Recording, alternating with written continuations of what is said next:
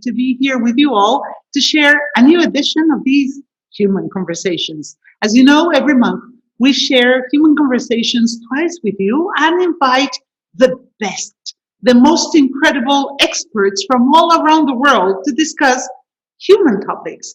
Because this is the International Institute of Humanology, where we study and explain human beings. And today could not be any different. Today we're going to have a fantastic panel. We're going to have brilliant speakers and experts. We're going to talk about a unique topic. The topic is going to be entitled Talent, a tool or a gift. So let's see what the experts have to say about what talent means. As you know, we always strive to give you 4 different opinions, 4 different perspectives, so you yourself can make your own decisions and reach your own conclusions. So today, let me show you the panel. I am excited and happy to introduce the following experts to you. And in order of screen, because I see the pictures on the screen like this, let me first introduce Julia Bernadsky. Julia connects from the US and is a fantastic, incredible human being. We met in San Miguel de Allende during the first World Happiness Fest. And she is an incredible human being who designs jewelry. Look at her jewelry, unique and fantastic.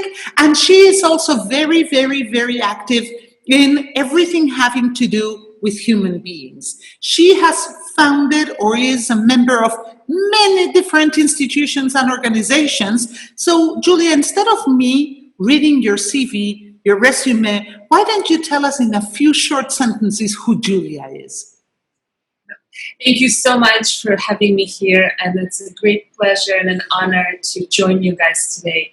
My name is Julia Bernatsky. I am the founder of Untamed Hearts. I'm also co-creator of a Conscious Life collective community and the creator of Messages from the Universe project.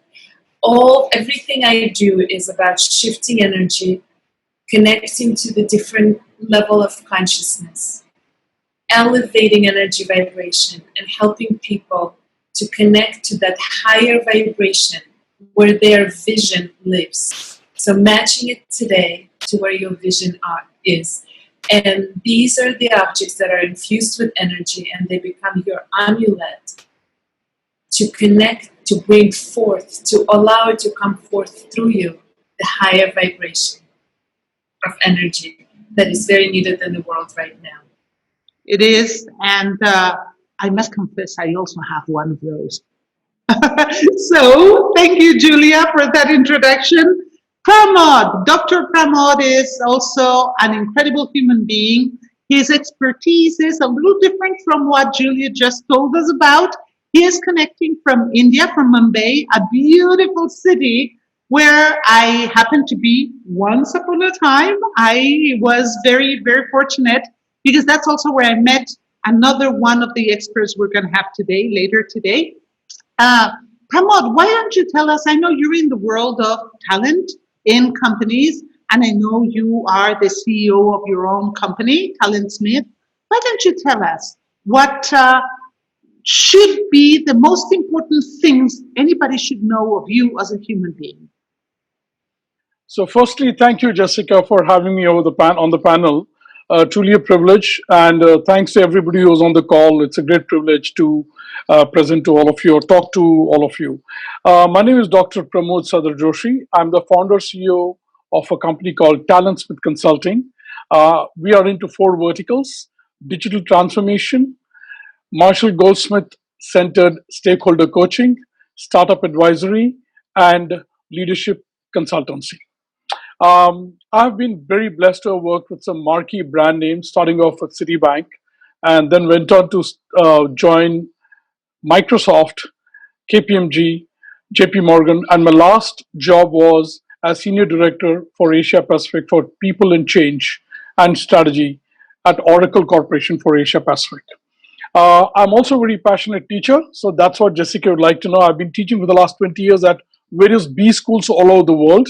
I have a PhD in change management and leadership. It's going to be fun being here, and The other thing that I'd like to share is I am deeply into meditation, which helps me a lot during these times of pandemic and even otherwise. So I'm really looking forward to be sharing my thought leadership on talent. Great, thank you so much. See, I have all your little bios. I can read what you sent me that you do and what it is that makes you professionally unique. But I wanted this human touch. This is a human conversation. Thank you. So Truly let's appreciate go it. to the next person. We're going to go down to Medha. Medha, how do I pronounce your last name? Jain, Jain? How do I pronounce it, Medha? Jain is correct. Jane, okay, thank you so much. Well, she's the one I met in Mumbai when we were attending some award-giving ceremony. We were very, very connected, very much connected, I think, on that occasion where we met, and we've been in contact since then. Medha has always been in the field of human resources and talent, if I'm not mistaken, and is a huge professional with an amazing bio. But apart from that, she has this unique talent. She is one of the most talented photographers I ever met. Some of her pictures are, I don't know, alive with humanity, even if they're just photos, but they're alive with humanity. She's really Amazing. incredible. So Medha, please tell us something about you so people know who you are. Thank you, Jessica, for having me here. It's an absolute privilege to be in the company of Julia, Pramod, yourself, and James, and our listeners, of course. So thank you once again, and welcome everyone who's listening to us today. Thank you for that amazing description, Julia. I really enjoyed listening that the photos speak of humanity, because that's who I am as an individual. I think about organizational well-being as part of my profession, and employee well-being, of course. But more than that, I think I love to bring a smile on people's faces, whether it's through my work or with my pictures. So yeah, definitely, as you all know already, and you said, Pramod, you and me have something in common. I have also worked for Microsoft. Yeah, at some point in time. And again, amazing, wonderful 20 years within the field of HR with some really wonderful organizations like American Express, like Aon Hewitt Consulting, Microsoft, DuPont, Syngenta. It's been a privileged life, if I would have to say that. So thank you for having me here again. Over to you, Jessica. Thank you, Medha. It's a great honor and pleasure to have you here. As I said, we have an amazing panel today, don't we? The last person I would like to introduce, and I'm introducing him last because he works for the Institute, not for any other reason, is James S.O.U.L. James S.O.U.L is the creative director of the Institute, the International Institute of Humanology, and is an artist on his own. He is a graphic designer who works internationally and has created a lot of artistic materials like songs and even sets for theater plays. He has participated as a professional and as an amateur in different theater plays and is now actively working on disseminating humanology together with the Institute, and is helping us with his talent and his art to make it also more agreeable to the human eye. Hi, James. Welcome to this panel. It's a great pleasure to have you here. What do you say about yourself? Hi, Jessica. Thank you for that introduction. You basically said it all. So, yeah, I'm James S.O.U.L. Like she said, I'm the creative director of the Institute, and I'm just an artist. I try to do anything and absolutely everything that has to do with creativity, and I try to use that and combine it with humanology to be able to help others and just make the world a little bit better. So, hi. Thank you. So no small feat, huh? Trying to make the world a little bit better.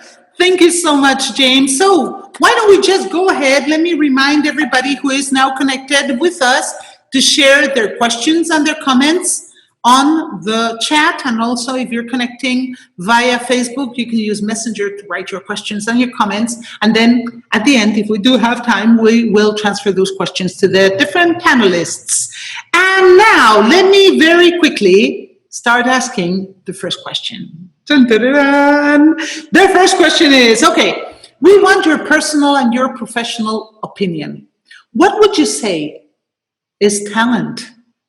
In your personal and professional opinion, what is talent? And together with that question, do you think it can be taught? Dun, dun, dun. Can talent be taught? Why don't I ask Pramod to be the first one to answer the question? Pramod, what would you say talent is, and do you think it can be taught? Thank you, Jessica.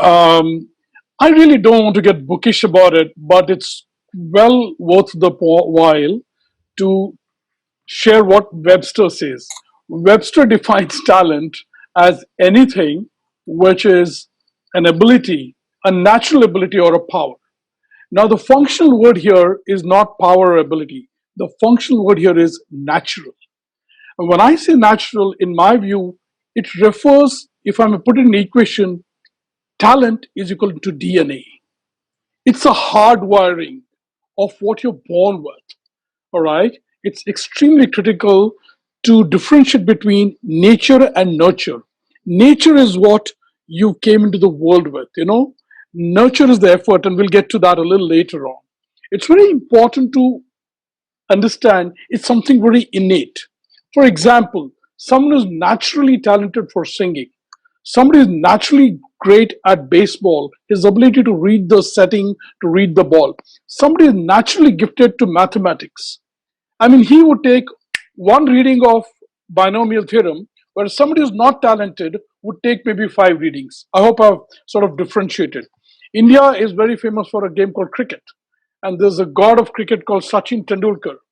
His ability to read a ball which leaves from the bowler's hand in 1/100th of a second and place it in between gaps is talent. Okay, it's as I said, it's DNA. It's something which is extremely important for you to understand that it is okay. Let me put it this way: it's minimum effort, maximum results. Minimum effort, maximum impact. You know, only a talent can do that. The rest will have to do the hard work. Somebody is not so talented.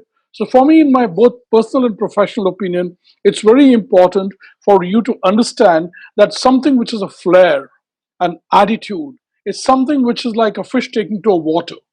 It's very natural, natural with an N capital. And therefore, irrespective of a musician, like Medha is a painter, wonderful to know about that. Now she can just take a brush and a canvas and just paint out the best picture.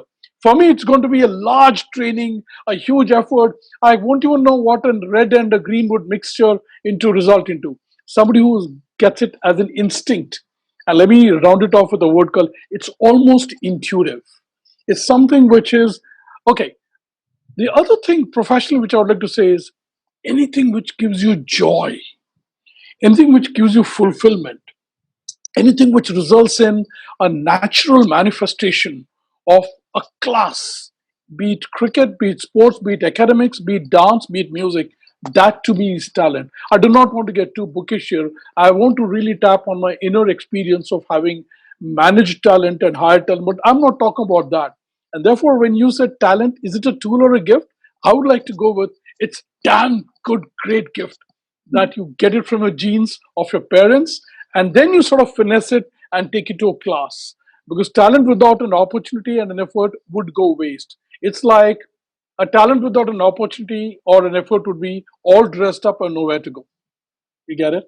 Wow. Therefore, yeah, so talent is innate, it's DNA, it's hardwiring, and it just comes along with a flair and a very natural joy and an ability to execute things.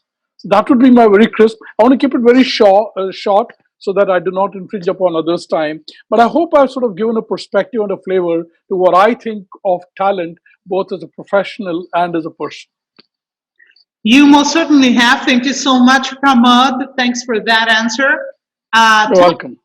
As DNA. Okay, because you mentioned Medha, let me just clarify very quickly, although I'm sure she will do it too. She's not Sure. a paintress. She's a Sorry, I photographer. beg your pardon. Photographer. Yeah, Now, for her photographer. to know She takes which pictures. camera suits which angle, how much light, it's a natural talent. I will need to go through a course in photography, but she is like a fish takes to water. I hope I've made that point. Yeah. All right. You have. Thank you so much. Let's see what the other Well, speakers think about this. Medha, because we mentioned you, why don't you answer the question now, please? Microphone, please. There we go. Yeah, sorry about that. Yeah, thanks, Pramod, for bringing me in. I wish I knew painting, but I don't. So actually, just using that analogy itself, and I think you've already given a wonderful definition. It is natural. But I think as talent professionals, I will have to say, because some of us have jobs because we believe in the growth mindset and that you can hone your skills, right? So there is talent and there is the ability to, maybe coming back to you, on Jessica, on can it be taught? I think the word for me is, can I nurture it? So that's how I would want to put it, that it's about nurture, and that's why we are called talent management professionals, right? So we can manage and nurture. But I do want to personalize this conversation, and let me see how it has played out in my life, right? So I am an HR professional. I acquired a degree in human resources, been practicing it for 21 years. And when Jessica was just introducing me, she said all of that. But when she started saying about photography, she used the word talented immediately, right? Nobody comes up to me and says, you're a talented HR professional.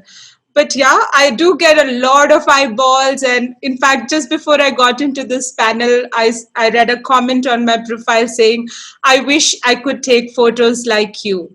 So it is definitely gets a lot of eyeballs, and people keep coming and saying, you are such a talented photographer.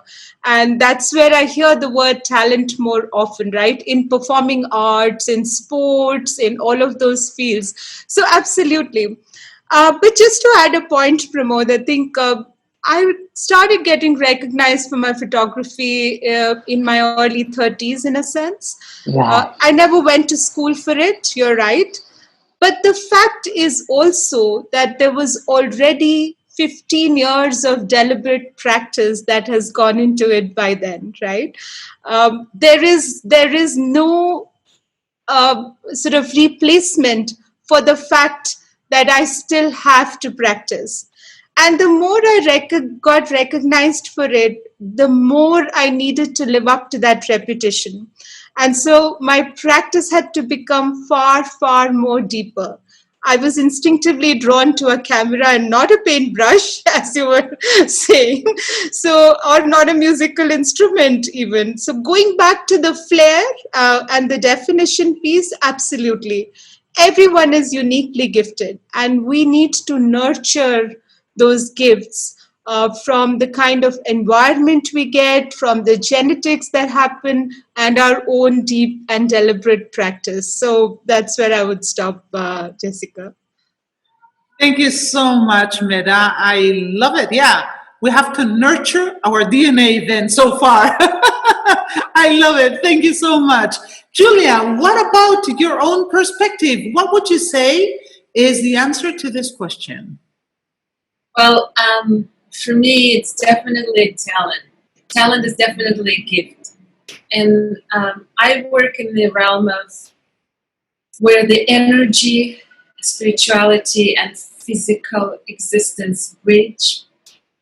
So for me, talent is creator's way to show us the direction, the path, the purpose, something that we can is ours to share with other people, something that is ours to share with the world.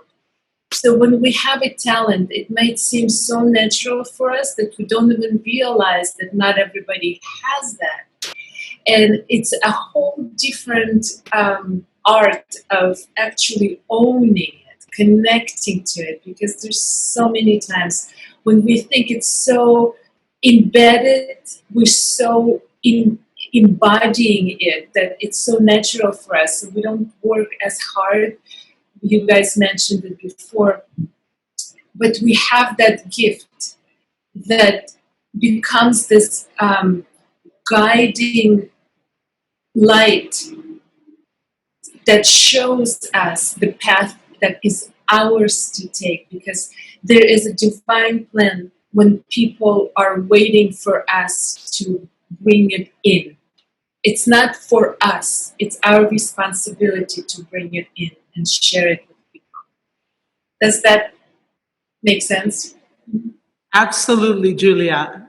If we continue with what Medha and Pramod said, we could therefore say that we have to nurture our DNA to inspire others through it.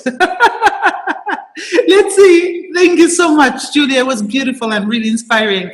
Let's see what James adds to this little strain that we created together with all your opinions. James, what would you say about art, being it something that can be taught or not, and what it really is? Well, like all of the other wonderful panelists that we have here today beautifully put it, they've basically given my answer.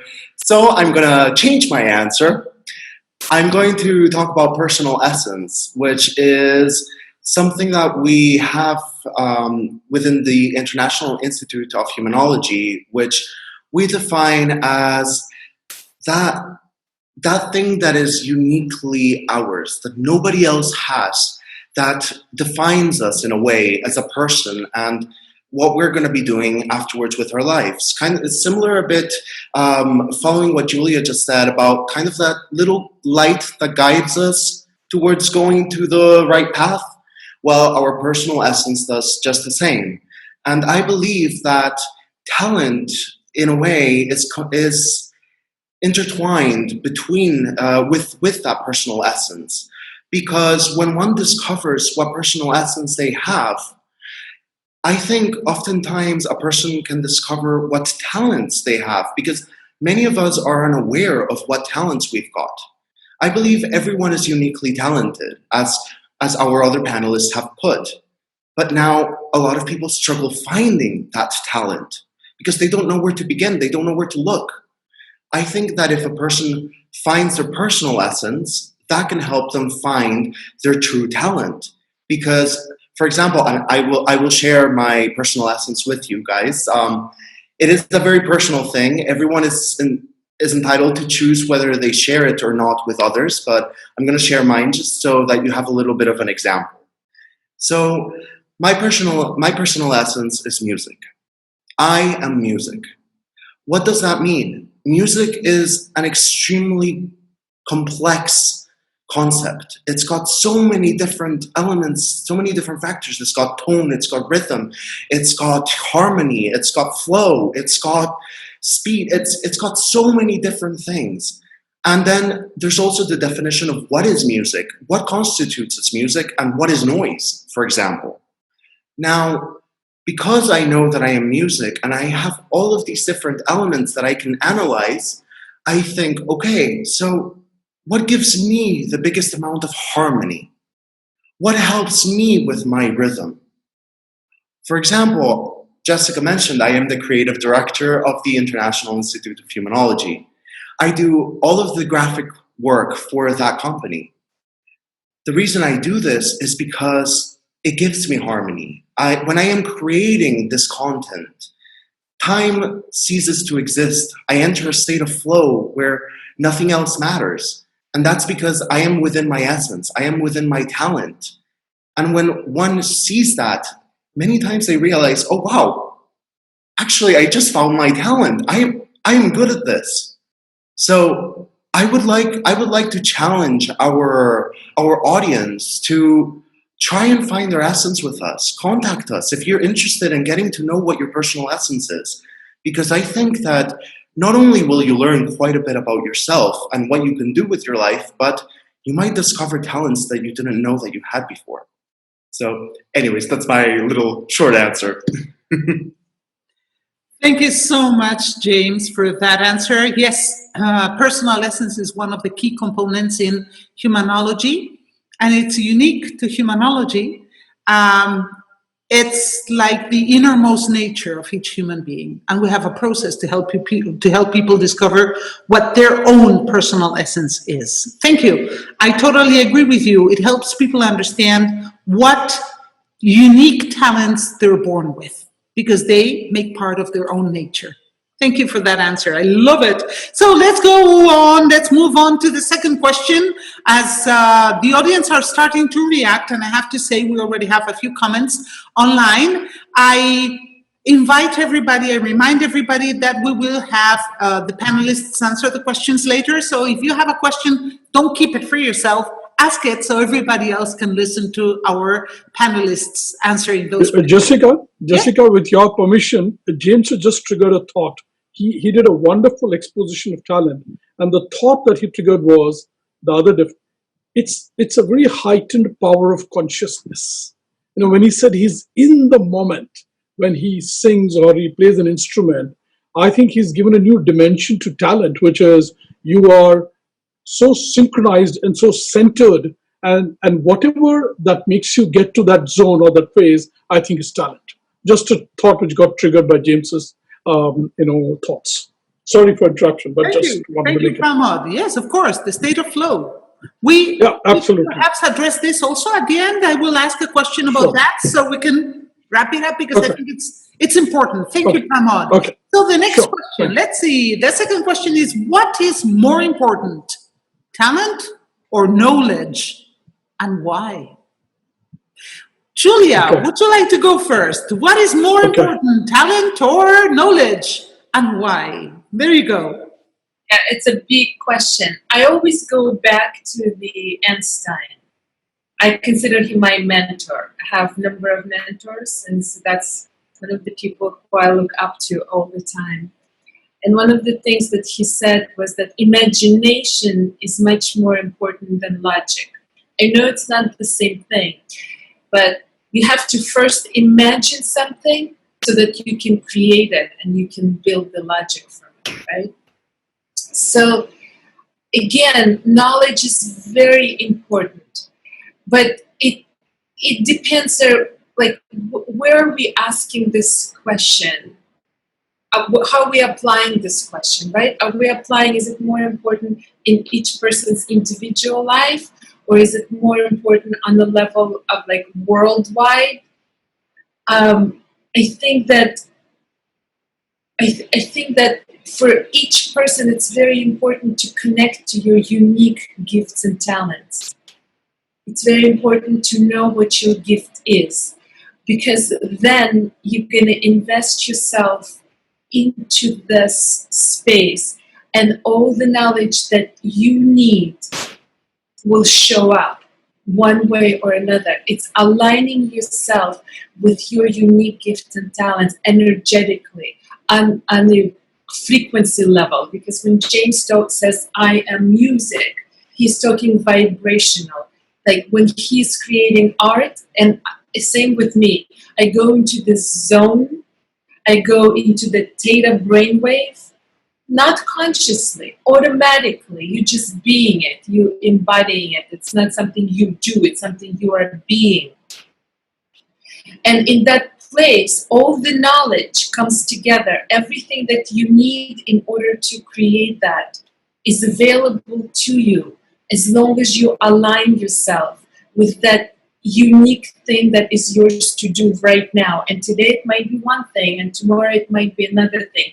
So I think that the knowledge, it's impossible to know everything, but the knowledge that you need at the moment will show up, will become available either through your personal education, or the right person comes up and all of a sudden reveals something to you that you needed to know. So I believe that we have everything we need at the moment, but the most important thing for it to access it is to be aligned with what is it for you to do right now? What is it uniquely yours to deliver right now? And it is, I truly believe, aligns with that unique gift that is yours to manifest, to create, to deliver in this world.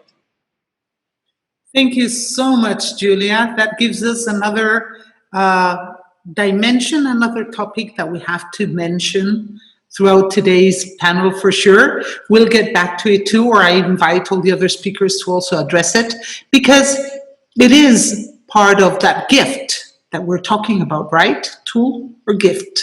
Medha, would you like to answer the question now? Sure, sure. Thanks, Julia, for that wonderful explanation. Yeah, maybe because I'm in HR, right? So I may give a little bit of an interesting answer here. I don't think talent or knowledge, it's not an either or discussion for me. Personally, it's an and thing for me, right? It's talent and knowledge. Both are important. It is valuable, and as James said, all of us have innately talented. We have varying amounts of it in different fields and forms, but knowledge is something we can keep adding on to, right? I'm unlikely to be at the top of my game just because I have talent. Pick up anyone in the field of sports, performing arts, the sheer discipline, focus, hours and hours of coaching, deliberate and deep practice, as Malcolm Gladwell says, to make them successful is indescribable.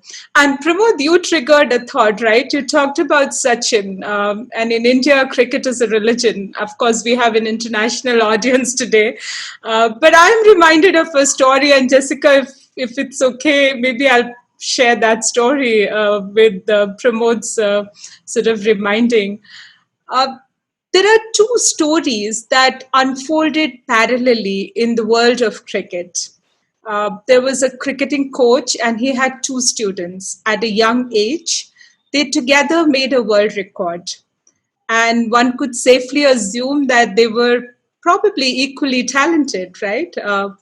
One of them went on to become the god of cricket, which Pramod referred as Sachin Tendulkar. And the other one just vanished, who was Vinod Kamli, his friend.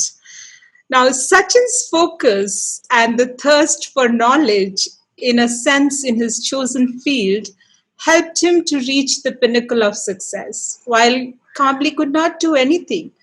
Now, in fact, very few people would know that Kamli actually had a slightly higher test cricket average than Sachin. But he played his last test at 23, and Sachin went on to play for 24 years. So I think that's where the talent and knowledge, kind of puts it together for me.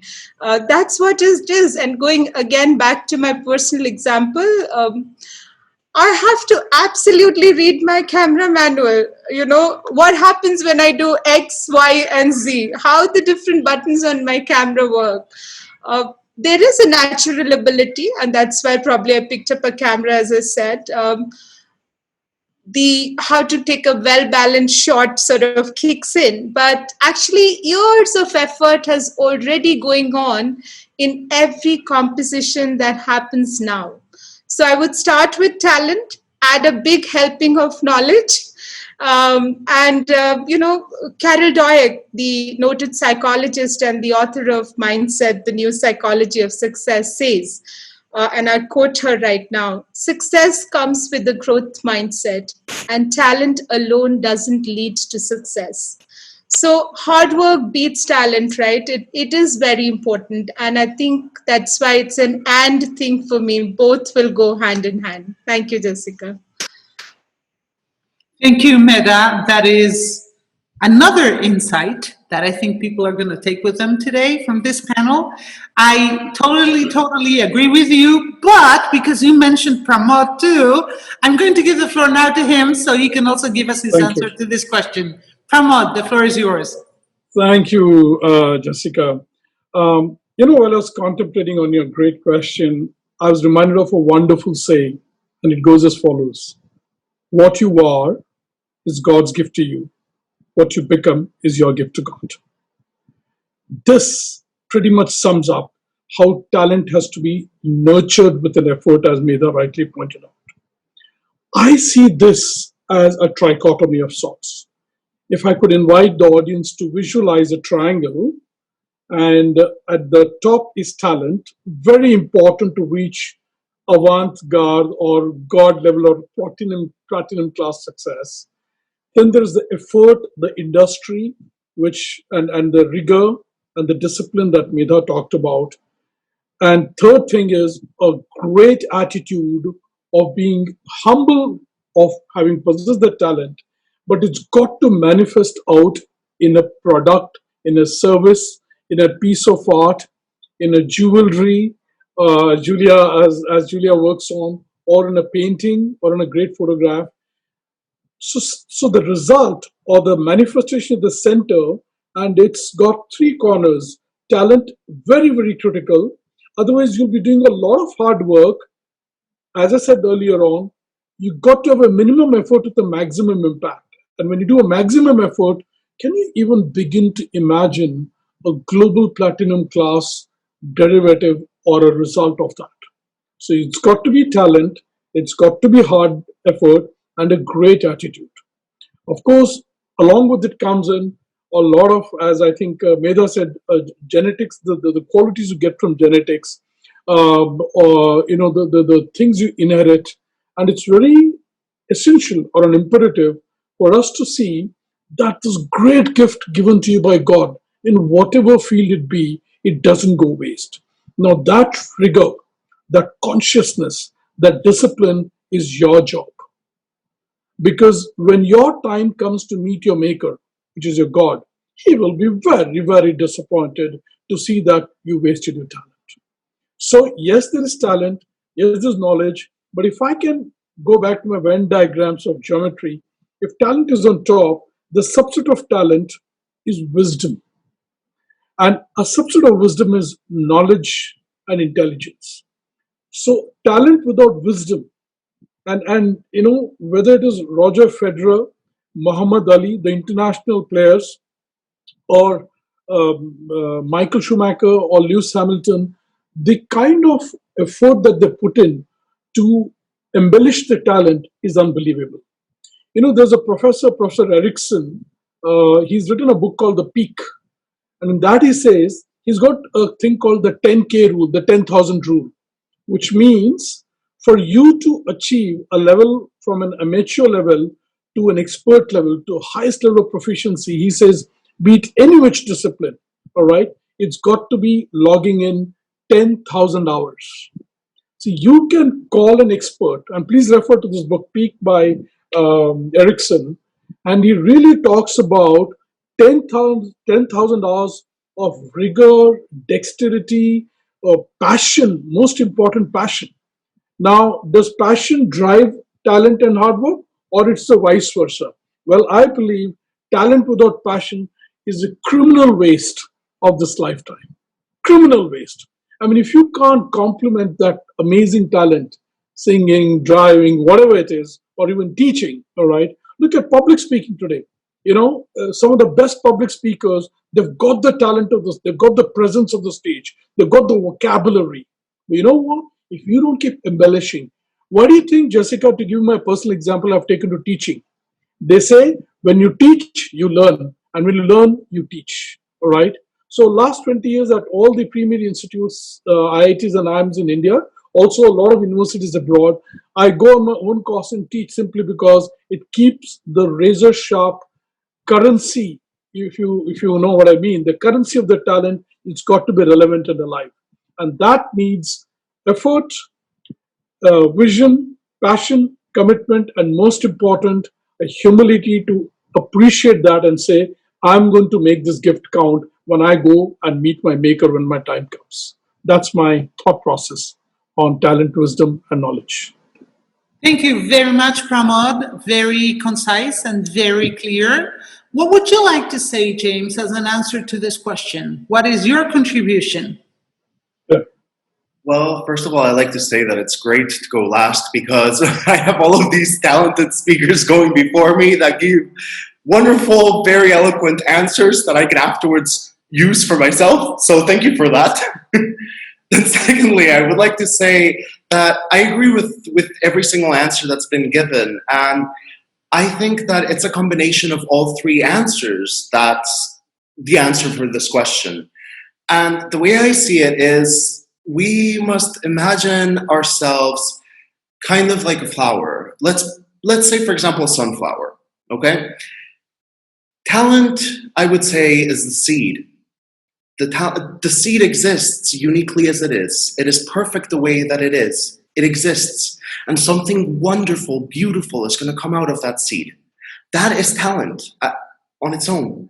Now, if that seed is on its own, it's not going to grow. It's not going to do anything if it doesn't have any water, if it doesn't have any sunlight, if it doesn't have any nurture, any care. It's going to stay a seed. It's never going to flourish into that wonderful sunflower. That is where the knowledge comes in. When we give ourselves knowledge, when we try and learn, when we try and grow as a person, we water ourselves, we water our flower, we give sun to our flower.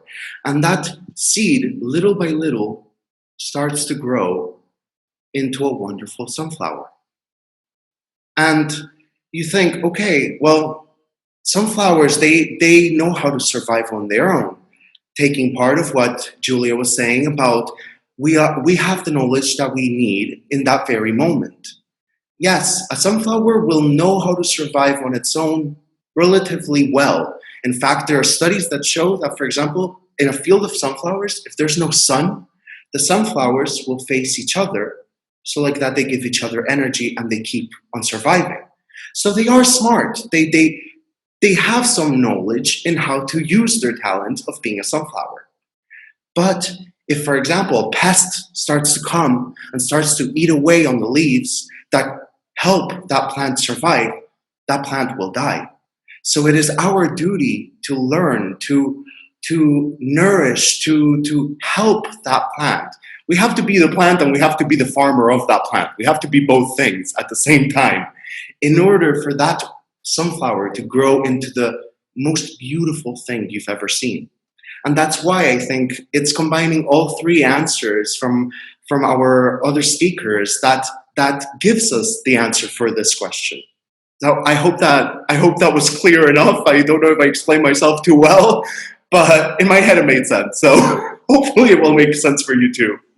Absolutely. I was just picturing a field of sunflowers, James, that I could go and click. Thank you, James. Thank you, Medha. Yes, well, it was very musical, James. It was all very harmonious too.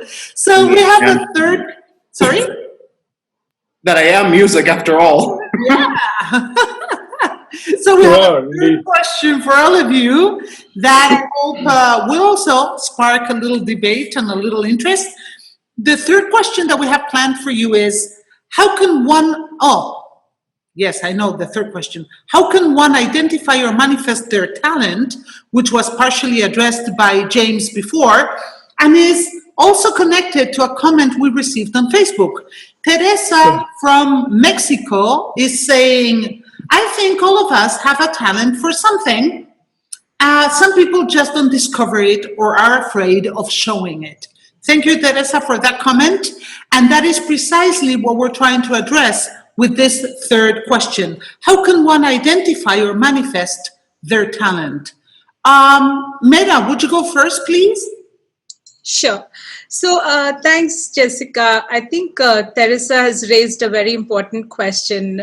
We all possess talents. I think we sort of know that. But how do we develop them to their fullest potential? That's the question. And I think being a talent management professional, that's been my role for many, many years, I think. So definitely an important question for me to answer. Well, I'll just take a different take on this, perhaps. I would talk about, I'm sure some of you are familiar, about Ikigai, right? The Japanese concept. And Pramod was talking about a triangle. Let me make this a mathematical thing and think about a Venn diagram now. So Ikigai means a reason for being, right? It's the confluence of purpose, passion, what the world needs, and what people are willing to pay for. Right? Those are the four components of it. So what are the professions that put at stake your best talents in which you enjoy? Are those valuable to the world? and can you make a living with them? Because we are not just talking about talent here in an abstract concept. We all do have to make a living after all, right? So thinking about your ikigai, being clear about your professional purpose is not easy or quick at all. Involves deep self-reflection as well, and sometimes even assistance, because that's why we have the flourishing profession of career coaches or the Institute of Humanology, right? Because that's what it said. We can discover our personal essence, and sometimes we need help around that.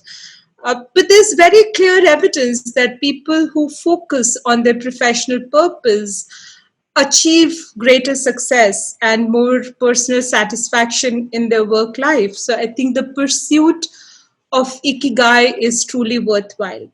Now, someone would ask me perhaps, like, you're a photographer, then why are you in the field of talent, right? So those are some of the questions I often get asked, in a sense, right?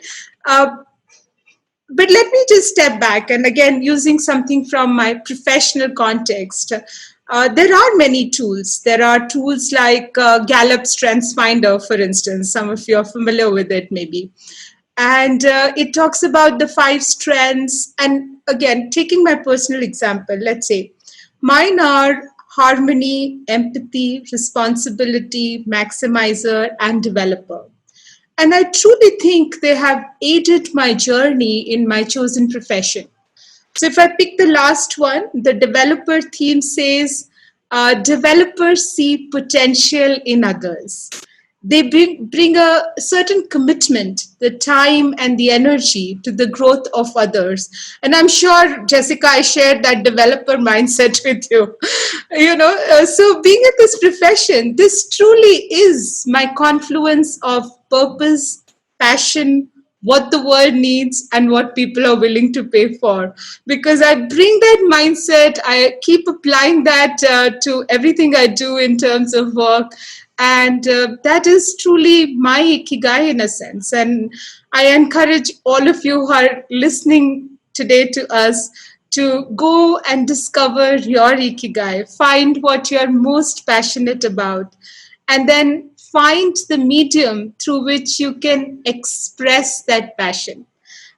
Again, going back to what James said, it is about joy, it is about fulfillment, it is about creating that balance in your life. Thank you, Jessica. No, thank you, Medha. I love it. I also use Ikigai, not only for myself, but also in the Institute. We use it with a lot of people. And Teresa just mentioned another comment on the Facebook chat. She's saying, wow, using our personal essence to find our Ikigai. Yes, that's precisely what personal essence does. That is the link between what James said and what Medha said. Exactly. Thank you, Teresa. Pramod, would you go now and answer the question? The question, let me just remind you, was how can one identify or manifest their talent? Please, go ahead. Mic's open. All right. Let me give a very different perspective. I think Medha did a wonderful job, and I will sort of resonate with what Ikigai is all about.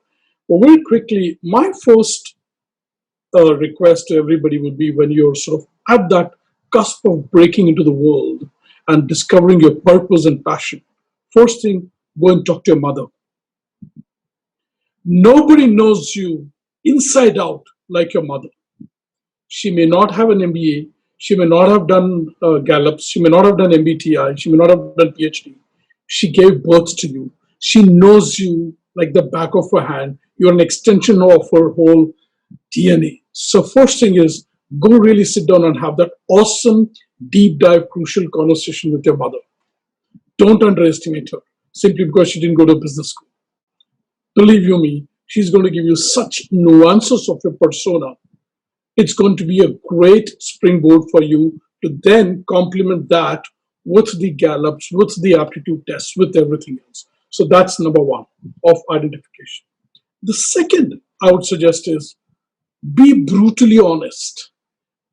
And when I say be brutally honest, sanitize yourself against peer pressure, what market is rewarding, what is the wave today, and whatever financials it involves, touch your heart and understand what gives you joy. Like James said, you really have got, hey guys, it's one life. It's one life. Like Steve Jobs says, don't spend your time living the life of others. Don't settle, but don't live others' life. You got to get connected yourself. Almost, Steve Jobs almost takes me to a spiritual belief system of getting connected to your inner core. I think that's very critical to find out. It's like when the doctor says the pulse, he puts his finger on the pulse and finds out. So find out what your pulse is. I mean, Steve Jobs, to quote a universal example, a ubiquitous example, he was passionate about design. When he was fired from Apple, the company he started, he went and joined calligraphy test. And today, Apple, they've just touched $2 trillion market capitalization. Ladies and gentlemen, yes, you heard it right. $2 trillion market capitalization. It began with the obsession for design. And today, any which products of Apple are known for the design and modernity. Can you believe it? No virus can ever enter an Apple computer. Now, how? I mean, for him to even visualize that goal, that starting statement is so scary. When he called his A team and saying, guys, we're going to make that computer which ain't going to have any virus. Wow. Courage and intimidation together. But that's because he had a vision which came out of his immense talent. But he kept it with unbelievable, incredible long hours. I mean, just can you all imagine if he was alive today, Apple would have been maybe a very different company instead of design. All right. Similar with Bill Gates. I work for, like Medha, I also work for Microsoft. That company is amazing to have a vision statement like every computer in every home and every desk, right? Running Microsoft software. What a powerful. All this comes from understanding who you really are. So two things, purpose and passion are very critical to identify the talent and further have it manifest out. And definitely talk to your mother. Now, the second part of your question is how do you sort of manifest it out? A, create proof of concept. If you're a speaker, go out there and do your speaking opportunities. Like James, if you're a musician, let the world know. Don't hide under the bushel. Don't hide your light under the bushel. Right? Number three, create such sound bites with an objective of realizing your inner mission, not so much to get likes on a WhatsApp or a LinkedIn. That's not the objective. It's about really living your purpose out. And therefore, this calls for an immense conglomeration of creativity, courage, compassion. Compassion is very important. You will have failures. When Thomas Alva Edison saw his laboratory go up in fire, guess what he said? He didn't sit with an eyebrow down. He said, thank God all my mistakes are burned down. I can start afresh. Wow. Power to such a powerful, courageous statement. That's because he's talented. But the key function I would like to leave this audience with is be brutally honest, ladies and gentlemen. 90% of people die because of a disease called what will others say. Right? We're so bogged down by society, pressure, and the works. And if you see all the outliers, people who made a big name, they defied the world. I mean, for Bill Gates to drop out of Harvard, he had vision, he had conviction, and he made it happen. And so on and so forth, people there in music field, in Bollywood, in Hollywood, just you need to express yourself. And while you're expressing yourself, my humble request is be brutally honest, sit in a room for 2 days, 3 days, switch off all your television, and just get in touch with yourself. If you need a mentor, a coach, or a spiritual guru, take his help. Talk to your mother, talk to your friends, people who you think can make a difference to your life. People who you have as role models, talk to them. They give you amazing behavioral data. So the left brain has got to be complemented with the right brain. Right brain is the thrust from where the talent really takes off. Right? When really talent ideates, it generates, the DNA is formed. You just complement that with all your left brain hard work and what have you. But most important, be very, very cognizant. Be very cognizant of who you are and take whatever sources to understand that, but do not please compromise to market pressures, what others say, what will the world do, uh, led by opinion of this. No, you get centered. Now that requires for an immense earnestness to really get in touch with your spiritual self. And when the spirituality manifests, you will really have an answer of what I said earlier on. What you are is God's gift to you. What you become is your gift to God. And therefore, talent is a gift. Worship it, nurture it, and respect it. But let it be embellished and manifested at the right time, at the right place, for the right purposes. Just spoke my heart out. Thank you I so truly believe much, that. Pramod. Thank you. Let me just make a comment before I pass the microphone on to somebody else.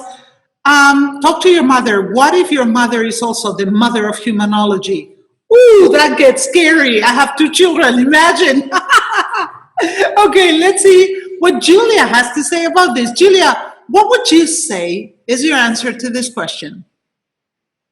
Well, first of all, I want to say that people could be multi-talented. So each one of us could have a number of talents, number of passions, especially entrepreneurs, multi-passionate and multi-talented entrepreneurs. I took some notes as we were speaking right now. And I think the biggest gift in our life is when we can align our talent with our work. So in this case, our work is no longer our work. It's something that we enjoy to do, to create. And this is the point that I want to bring. Very often we think that we need to work very hard and struggle. Some people, some cultures have that background of like you have to struggle in order to be successful, or you need to work super hard and a lot in order to maximize something, in order to expand something. So for me, the biggest question is to us, and I, before I jump there, I believe that we can, if we, again, for me, the word is alignment. If we can align ourselves with our talent, then we can maximize it and live the life when we don't go to work every day, when we don't run business every day. We're doing something that is ours to do, that we love to do, that we enjoy to do, that we are passionate about. And then but first you need to identify what is that talent. And I think that the first step to identifying it is to just get really grounded. Drop into your heart, drop into your body, get out of your head, turn off the logic. Turn it off completely. It is not a logical thing. Ask yourself, what do you really love to do? What gives me joy? Answer to that question is a guide to identifying what your talent is. Because there is absolutely no way that this, if you're honest with yourself, that this could mislead you. If you love doing it, that there is a seed of what is yours to do. There is a seed of that special gift and talent that you came to this world with. And another thing I want to say is sometimes people have an ego. We have an ego about, oh, I'm so good at it, right? And deep inside, we feel like I'm better than somebody else. So I think that it's very important to be humbled about it because it's a gift. It's not yours. Creator, the universe, whoever you connect with, gave you this gift because it is something for you to expand and deliver. So it is not something to be like negatively proud of. Like you can be proud of in a very positive way, but like not to have ego about it, not to become like, oh, I'm better than somebody else because I know how to do this. It is for you maybe to teach others how to do, and it is for you to use at this moment, because sometimes also we have it today, we may not have it tomorrow. So being connected to it and being connected to it with the right consciousness, knowing that it's a gift from this might be the reason why you're here to begin with, right? So, and then aligning your life with it is, oh my God, like I've never been a 9-to-5 person. Like I cannot spend 8 hours of my life every day doing something that I don't love. Like for me, I'm not saying that somebody else shouldn't. I'm not preaching anything, but for me, I have to do what I love. And what I love aligns with what is mine to do. And it is not easy. I'm not saying it is easy. It is not easy. It is about taking chances. It's about going against anything that considered to be the path for everybody, or traditional way of creating career.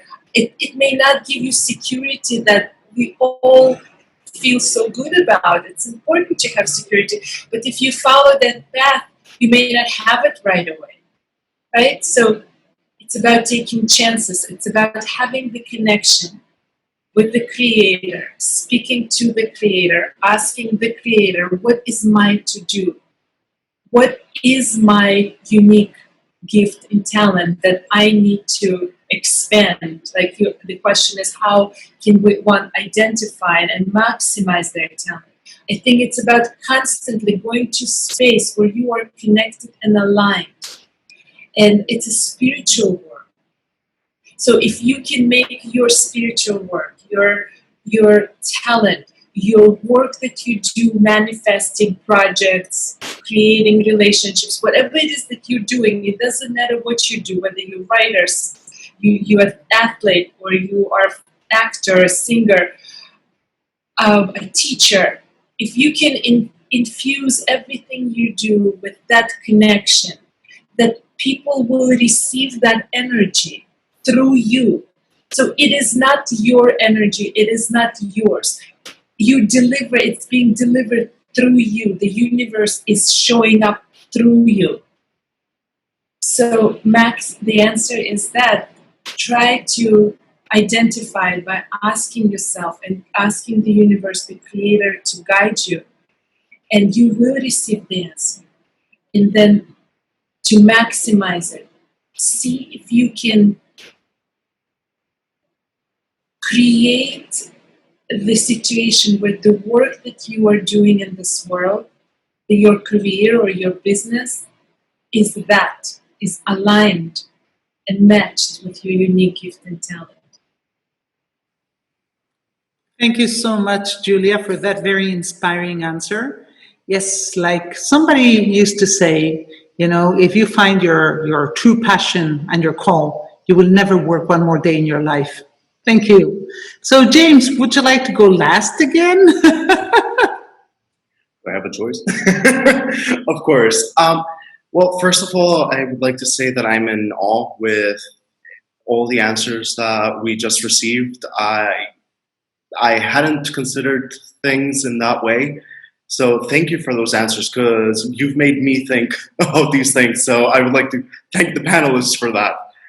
That I would like to add, like I mentioned before, well, there's personal essence that I think is one of the ways that a person can identify their talent, like we previously mentioned.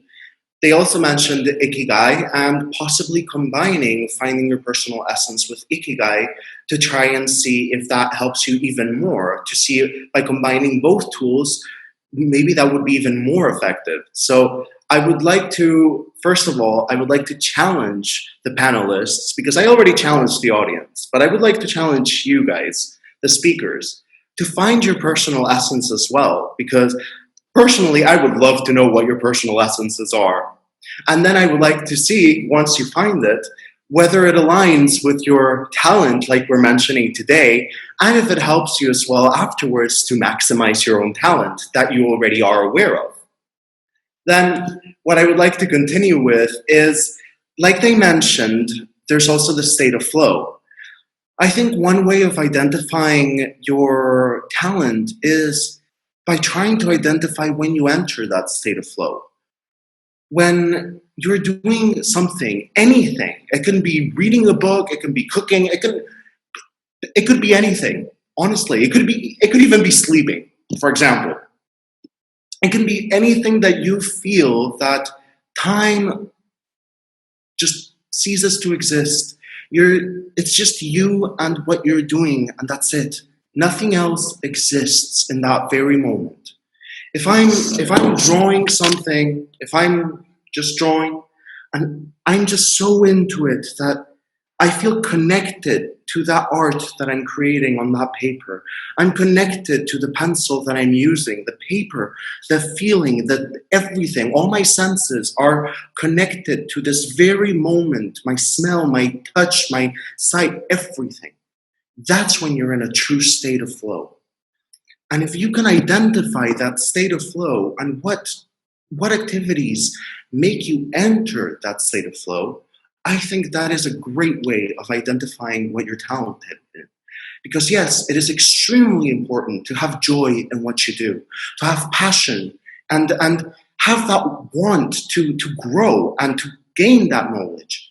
But sometimes knowing where to start, or when, for example, we see, oh, well, but I enter a state of flow in so many things.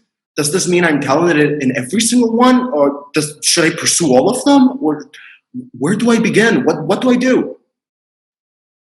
That's why I'm saying to combine all of these things. Because yes, state of flow is one tool. That's one thing that can help you. Ikigai is another thing that can help you.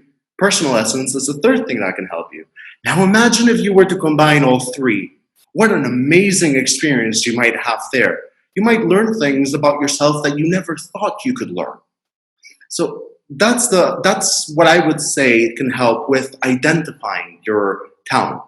Now, with maximizing your talent, I would like to actually give another example following a little bit of what Pramod was saying with Steve Jobs. I want to talk about, and please correct me if I say this name wrong, okay? I would like to talk about Arunachalam Muruganantham, who is more popularly known as Padman.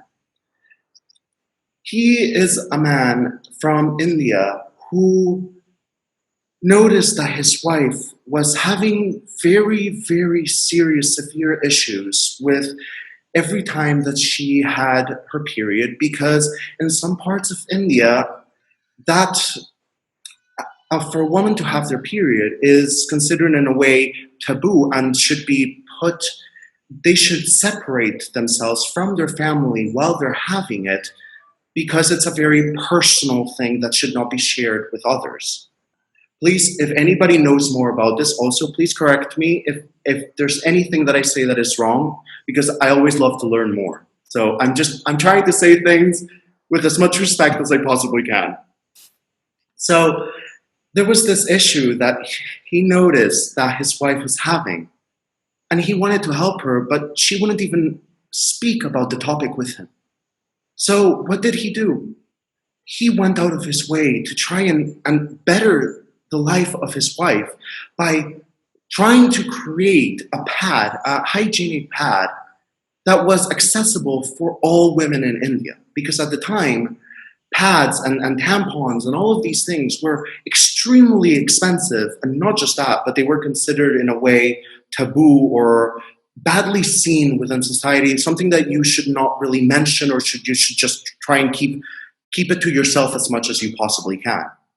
So he wanted to change all of this because he didn't want other women to suffer the way that his wife was. He went out of his way to learn, to gain all of this knowledge on how to make this pad. And when he learned how to make it, because he created an entire industrial system that was low cost, that was able to produce these pads, he went on to not only create these things where I think it was 10 rupees or not even that, the cost of the pad, which was extremely cheap. He went to every village teaching all of the women in those villages how to make these pads, how to create the setup, and he created businesses for every single one of those villages. He empowered those women. He changed the perception of what menstrual blood is and what it has, what it conveys. He changed all of that, the perception of India with something like that, out of wanting to help one person. And that itself is talent as well. We often think the talent is, like we mentioned before, of extremely good footballers or a musician or scientists, people that are considered the top of the top of the top of the top. But sometimes talent can be as simple as wanting to help another person. Talent exists in everything. And that's why I wanted to give that example, because we see a person who figured out their talent of wanting to help others without even thinking, what was my talent? He had it there, and then he learned about it. He acquired that knowledge to maximize that talent in order to be able to help even more people, which I think is amazing. And he is a truly incredible man. And on top of that, he's also extremely humble, following what all of the other speakers mentioned. So you see, you have all three factors within that same person. In fact, if you're interested in getting to know more about this person, they even made a film about him because of how much of an impact he's had within society. So that's why I wanted to give that example, because he didn't know what his talent was. He wasn't in search for his talent, but because of one activity that he was, in a way, in a state of flow, he discovered his talent. He nurtured it. He learned more about it. And he grew it even more to maximize that talent and look at the effect that it's had onto the world. Look at how many things and how many people it's changed and it's helped. So yeah, that's why I wanted to give that example as a way of maximizing your talent. Thank you. Oh, thank you so much, James, for that answer. I think it's a beautiful example, and I'm sure quite a few people who are following the panel today might have not known about it. We have completed the three basic questions that we planned for this panel, but as you know, the panel doesn't end here. We always try to keep a little time, and now I'm going to share the photos of all the panelists and participants. We always try to share a little time with our audience so they can also participate and ask their questions. I have a couple of questions that people sent me ready here to be asked. If anybody in the panel, in the Zoom link or in Facebook would like to ask the panelists a question, they can, of course, just write it down and send it to us so we can ask it. Or if any of the panelists have any questions for the other members of the panel, of course, feel free to ask those questions. While people write and pose their questions, let me read one of the questions that we received while we were talking. It says, how can one know when talent isn't enough? How can one know when talent isn't enough? That's a question we received. Panelists, okay, James raised his hand. I was going to say if you want to answer. James goes first, then Pramod also wants to answer. Please go ahead. Sorry, I was a little bit too quick. Sorry about that. Fine. Well, I would like to say with that like we mentioned before, one thing is talent, another thing is nurturing that talent. When why are you asking whether the talent is enough? Are you questioning whether what you're doing, what your talent is enough?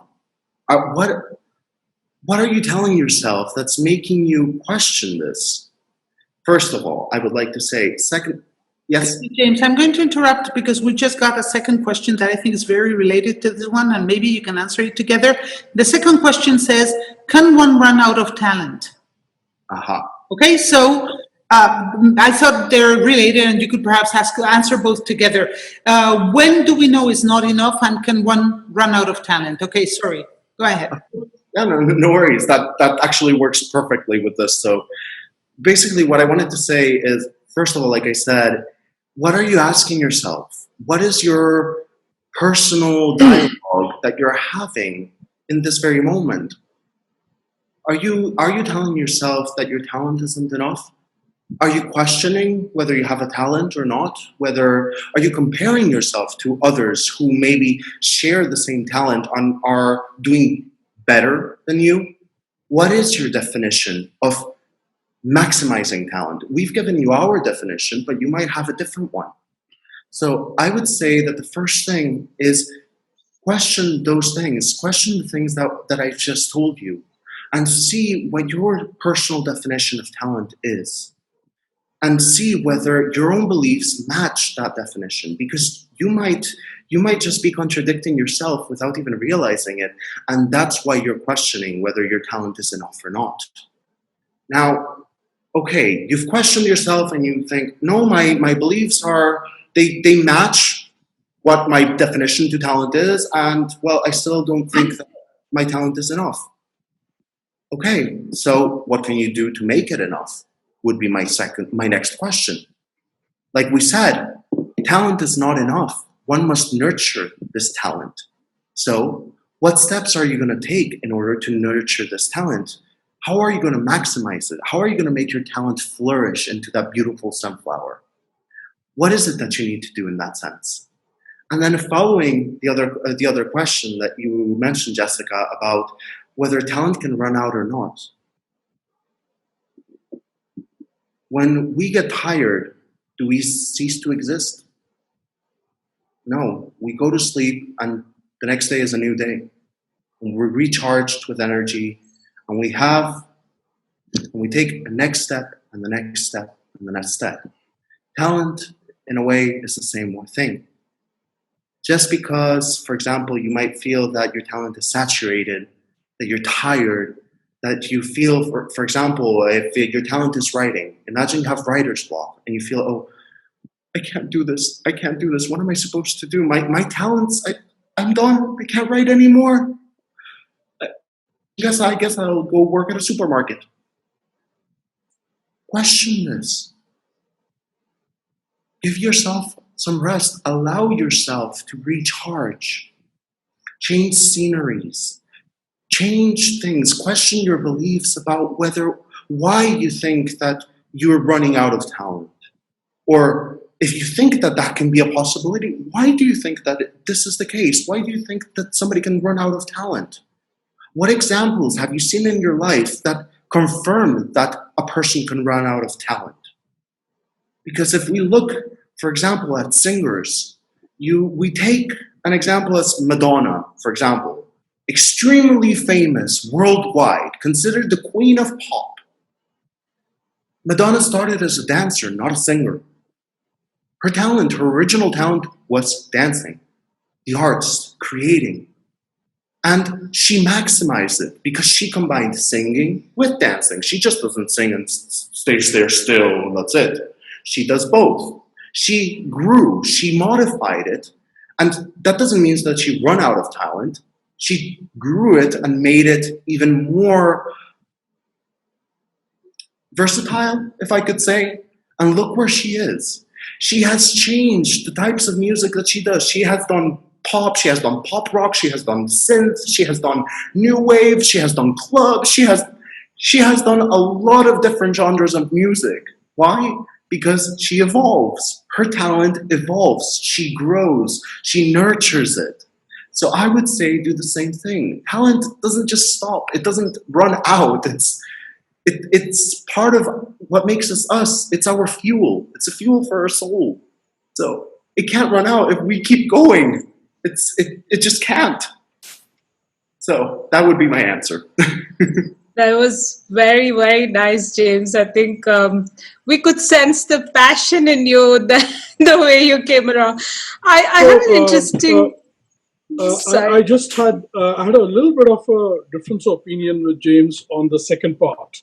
So may I, Jessica, with your permission, can I? Yes, of course. Sorry, Medha, I will give the floor to you in a second because it is true that Pramod was waiting, and then I'll pass the floor on to you right away. Pramod, go ahead. Yeah, firstly, the first question, very insightful. What do you do when you realize that talent isn't enough? You're right, because there are lots of talented people who have not achieved the excellence or who have been sub-optimized in terms of the talent.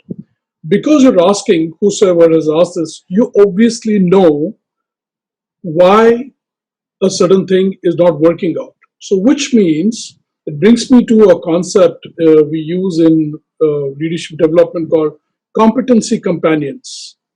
You have a competency of the talent which you have, but if you're still not succeeding, you would want to do a rapid diagnostics about why it's not working. And in the digital social world that we're living, where emotional intelligence is far more important, you need to understand who are your stakeholders who are helping or not helping in the way of you fructifying your talent. Having identified those, you need to do. If it means social media marketing, I respect your talent. But guess what? Everybody else has talent, especially in the field of singing. You see the American Idol or the Indian Idol or India, what is that? India's Great Talent or America's Great Talent, this TV shows would come. You will realize that it's more than talent. You need to manage the entire ecosystem. And if you need some strengths, if you need some training, coaching about stakeholder management, social media marketing, it's a reality. If you sit in a room saying, I'm a great talent, and if you do not do the competency companions of really doing what it takes to achieve the next level, it ain't going to happen. And you cannot sit sulking saying that, oh, guess what? The guy who got the prize is actually less talented than me. But in that current country, in that current ecosystem, in that current context, if there is more than what needs to be done, more than talent that needs to be done, you got to really grab the opportunities. You got to do the social contexting and manage. You got to understand the system and the economics of it and the entire 360-degree and rise to the next level. That's my answer to your first question. The second question: will talent ever increase? And that's where I mean, I have a little different opinion. James, you made your great point, but in the race for excellence, there are orbits. I know where this person is coming from when he or she is asking, what happens? Will talent ever exhaust? When you complete the first orbit and you go to the next level, for instance, if you're participating in Olympics, you made it to the district level, you made it to the state level, you made it to the country level. But now, when you got to qualify for the Olympics, you're not cutting it. There will be a context when you want to go to the next orbit of excellence, and your heart will tell you, your mind will also tell you, hey, you know what? Thus far and no further, because right now, until yesterday, I was in a small river, I'm in a small pond. Now I'm part of a big sea. And therefore, in a stacking sense, you could experience that your talent is not good enough. Whether it's singing, whether it's cricket, whether it's basketball, do you want to take that jump? And that's where I agree with James that you got to do that effort and nurturing bit. Great point James made. But even after that, if you feel, see, you're not first among equals. Everybody is good, but both the ecosystem wise and your own realization that this is how far I can get. Whether my legs are aching now, my body is not cooperating if I'm a sports person, or my voice is giving away. It's no more, all my lyrics are no more appealing to the genre. And that's what I like the example of Madonna, whether she reinvented. So the moment you feel that your reinvention is not working out anymore, and everybody does reach a level of incompetence in their lives, you do arrive at a stage that you cannot be ubiquitously all the time successful. You'll hit a stage where you'll say, oh, you know what? There's somebody much better. But there, I agree with James, do the best effort. Put the rigor and discipline. And even that, if you feel that it's limited, I think it's humble enough and not bad to accept that, you know what? I was good enough for the state. I'm not good enough at the global level. I did a best shot. I took the best shot, but I got 2, 3, 4, 5 chances, and yet I'm not qualifying it. The sinking feeling will be that, oh, my talent is not enough, and that's a reality. And there's no need to apologize for that because everybody comes with their share of talent quotient, if you will. And once you realize that, it's important to be humbly accepted. Acceptance is very, very important when you start feeling that the talent is getting limited. And the last thing I want to say is, this is all about purpose. A talent without purpose could again be all dressed up and nowhere to go. And to just convey a very strong message on purpose, I have a very small 1.5 minute story. And let me share this with you. It'll convey the message involving talent, passion, and everything. In a forest, there was a deer which was running away. It was a pregnant deer, and its only purpose was to give birth to its child. and it was trying to find a safe place when it started raining, but it kept on with the purpose.